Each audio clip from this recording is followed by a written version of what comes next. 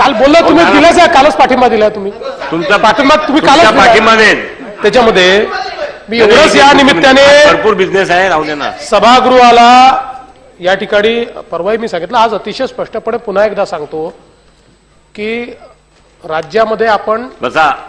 नेहमी जयंती साजरी करतो, पण जी महापुरुष आहेत त्यांच्या संदर्भात आपण पुण्यतिथी देखील काही प्रमाणात साजरी करतो.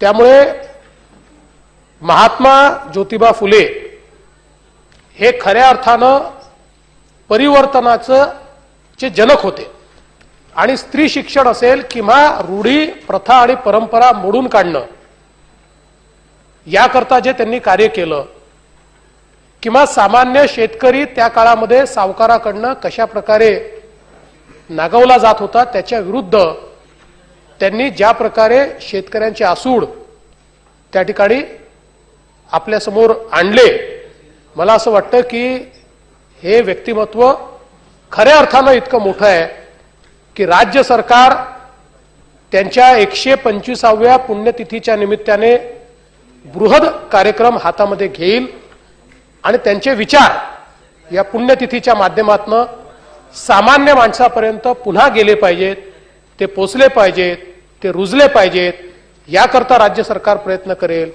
एवढंच नाही तर राज्य सरकार या निमित्ताने केंद्र सरकारला महात्मा ज्योतिबा फुलेंना भारतरत्न दिलं पाहिजे या संदर्भातली शिफारस देखील पाठवेल.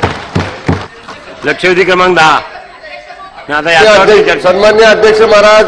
बरं.